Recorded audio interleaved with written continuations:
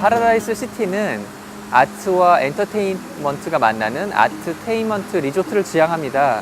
그래서 마치 거대한 미술관과 같은 공간으로 탄생시키려고 노력했고요. 기존의 숙박이란 기능을 담당했던 어떤 호텔의 컨셉을 넘어서는 새로운 시도들을 선보였습니다. 해외에서 호평을 받고 있는 국내 유명 작가뿐만 아니라 국내 신진 작가들의 작품을 전시하려고 노력을 했고요. 그 파라다이스 시티 오픈과 더불어서 K아트를 주요 테마로 한 작품과 해외 거장들의 작품까지도 같이 한꺼번에 감상하실 수 있도록 주요 공간마다 작품들을 배치했습니다.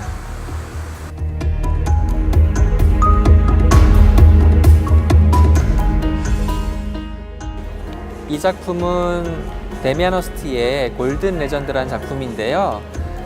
신화적인 동물을 통해 그 신화와 과학과의 관계나 대중문화의 전통적인 경계에 도전하는 주제를 다루고 있습니다. 이 작품에서 미술과 과학, 그 다음에 신화와 실제 사이에서 느껴지는 모순 또는 대조의 시사점을 보여주는데요. 이 날개 달린 페가수스라고 하는 신화적인 동물의 해부된 절반의 근육질을 보여줌으로써 신화를 실제로 만드는 어떤 연출력을 보여줍니다.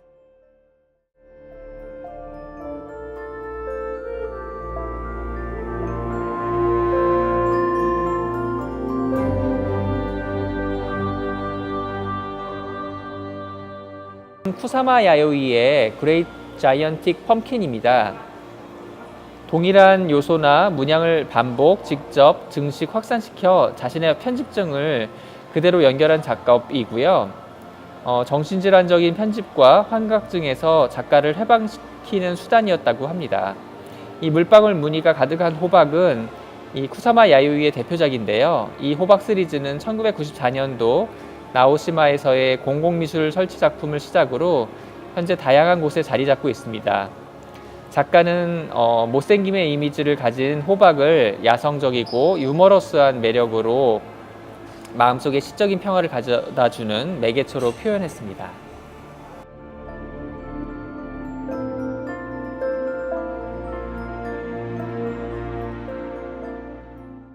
윈의 유어 크리스탈이라고 하는 작품입니다.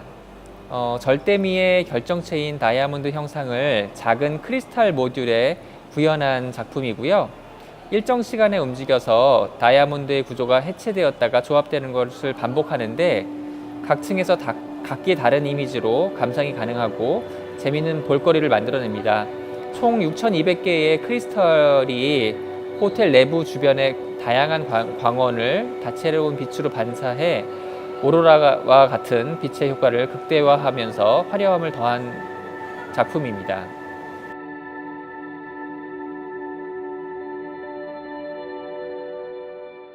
네, 최정화의 골든 크라운이라고 하는 작품입니다. 이 아우라만으로도 식별할 수 있는 작가 최정화만의 감성이 결합되어 있는 작품이고요. 글로리라고 하는 의미를 상징하는 이미지로서의 왕관을 랜드마크적인 공간인 정문앞 분수시설 안에 설치함으로써 모든 방문자에 대한 환영과 감사의 그리팅이 되고자 했습니다. 이 작품은 파라다이스 시티 호텔 프론트 데스크 뒤에 설치되어 있습니다. 그 피터 헨리의 페인팅과 로렌 클레이의 월페이퍼 협업으로 완성됐는데요. 그 피터 헨리가 사용하는 기하학적 형태는 전화, 컴퓨터 등 이런 선적인 네트워크와 같은 과학 기술과 도시의 공간, 대중매체, 디지털 공간들을 상징하면서요, 현대 사회의 모습을 표현하고 있습니다.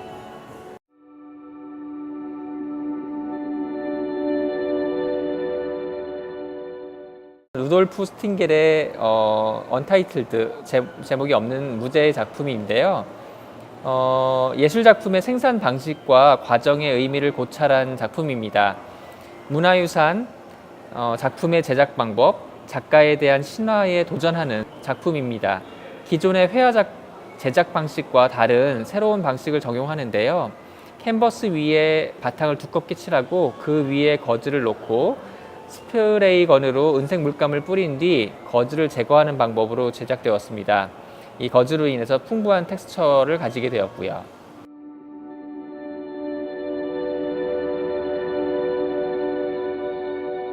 인도의 삶과 문화, 모순을 표출하는 데 집중하는 수보드 굽타는 이 작품을 통해 가장 일상적인 것이 가장 신성하다는 확고한 가치관을 보여주고 있습니다. 부정한 것은 쉽게 오염된다는 힌두교의 명제에 따라 인도 가정에서 주로 사용하는 수분을 흡수하지 않는 스테인레스 스틸 주방용품을 주요 소재로 삼아 가치관이 실제 인간에 미치는 영향을 상징적으로 보여주고 있습니다.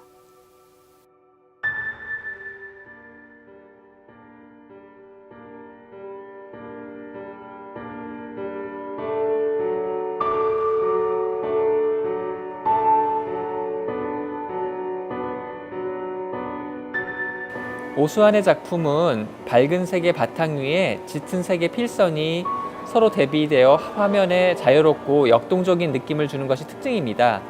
서예나 동양화에서 볼 수 있는 한 번에 그어 표현하는 선의 드로잉을 서양화의 재료인 유화 물감과 절묘하게 결합하여 표현하고 있습니다.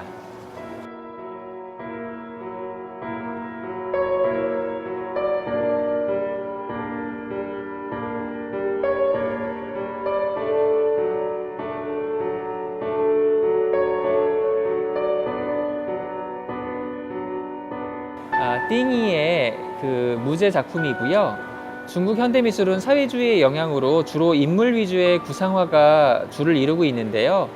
작가 띵이는 오늘날 중국에서 가장 중요한 중국 미술 작가 중 한 명으로 자리 잡고 있습니다. 천 위의 아크릴로 된 작품은 이념과 사회적 혼란으로부터의 자유를 플러스와 곱하기라는 기호로 상징화에 사용하면서 화면을 가득 채우고 있습니다.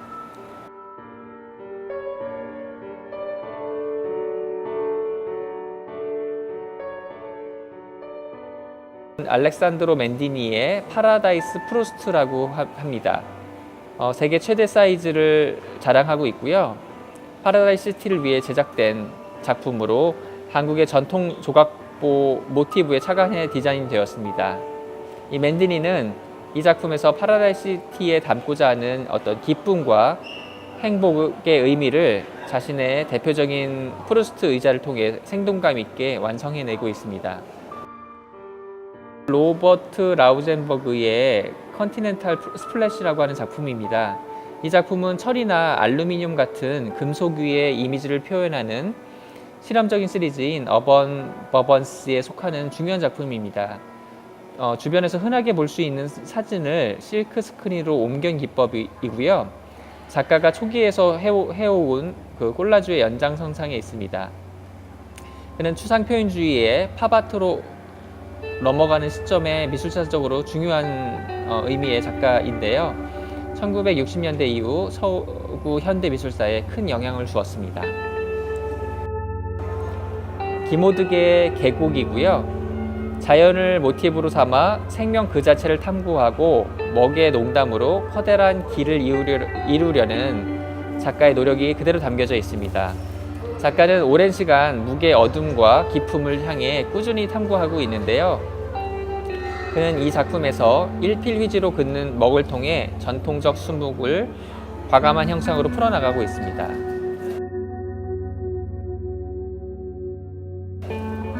박서보 선생님의 묘법이고요. 이 묘법 시리즈는 채색된 캔버스 위에 한지를 손이나 도구로 밀어내서 균질한 흔적을 남김으로써 단색조의 화면을 보여주고 있는 것이 특징입니다.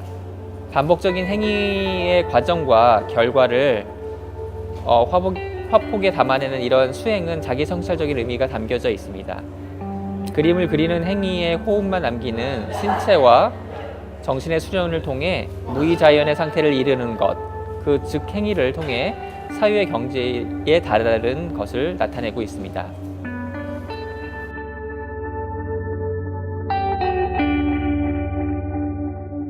그 작가 이세현의 Between Red라고 하는 작품입니다. 군 복무 시절 군사 분계선 근처 전략지대에서 야간 보초를 서며 받았던 인상화를 풍경화로 재창조한 작품입니다. 그러니까 작가가 야외 보초를 서며 야간 투시경을 통해 본 풍경은 온통 붉고 아름다우면서도 두려움과 공포가 가득한 비현실적인 풍경이었습니다. 그러니까 야간 투시경을 통해 본 풍경처럼 본 작품은 붉게 불들어가는 어떤 과장된 표현으로 되어 있고요. 탈자연화하는 효과를 보여주고 있습니다.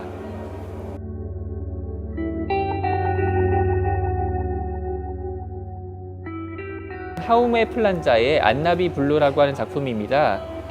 다양한 인종의 소녀가 눈을 감고 있는 그 명상하는 듯한 모습의 거대 조각인데요. 이런 시리즈의 대표적인 작품입니다.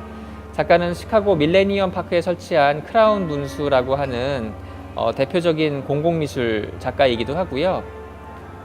이후 사람과 얼굴과 인체를 주요 모티브로 삼고 있습니다. 오석의 자연 그대로의 색을 담고 있는 작품은 차분하면서도 신비로운 느낌을 주고 있습니다. 김창렬의 물방울인데요. 극사실주의적인 필치로 그려내는 김창렬의 물방울 작품은 초기에 응집력이 강한 영롱한 물방울에서 최근에 표현 장력이 느슨해진 물방울까지 다양합니다. 이 작품에서 물방울은 실제 같으면서도 사실상 실제하지 않은 그림자로서의 명상적인 세계를 나타냅니다.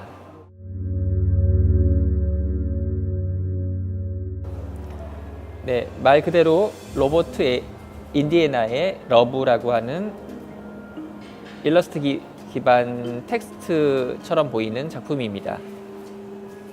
간결하고 문학적 상징이 내포된 기하학적인 작품을 주로 제작하는 팝아트 작가인 로버트 인디애나 시리즈고요. 작품에서 보이는 간결하고 단순한 문자는 문학적인 상징성이 담겨 있습니다. 문자라는 추상적인 매체를 이용해서 분명하고 구체적인 메시지를 전달하고 있고요.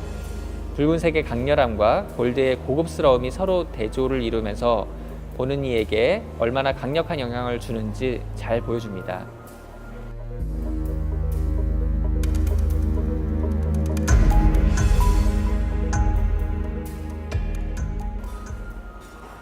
네, 우고 론디노노의 도그데이즈아 오버입니다. 무지개와 텍스트를 조합하는 레인보우 시리즈의 작품입니다. 무지개는 세계 어디서나 쉽게 볼 수 있고 공통적으로 사용되는 상징입니다. 직접 시를 쓰기도 하는 작가는 시와 관련된 작업을 많이 하고 있고요. 이 시리즈 또한 시처럼 다양한 해석이 가능한 텍스트로 이루어져 있습니다. 유명한 그 영국의 락밴드 플로렌스 앤 더 머신이 이 작품의 영향을 받아 동명의 노래를 만들어 발표하기도 했고요.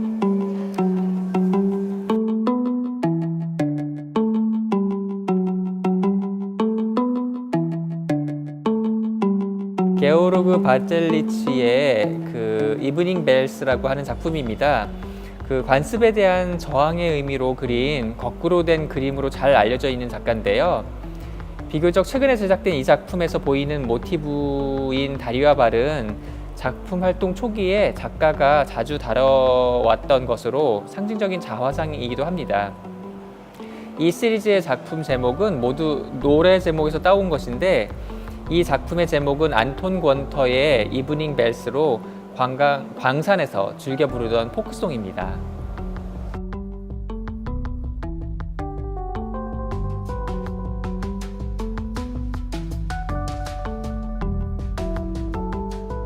이강소의 청명이라고 하는 작품입니다. 오리 작가로 유명한 이강소의 이 작품은 윤곽선만으로 대상을 암시하거나 안료의 흘러내림을 그대로 살려내고 손길 가는 대로의 붓질을 자유롭게 만끽하면서 탄생시킨 획을 통해 실제와 사유, 현실과 상상을 넘나들고 있습니다.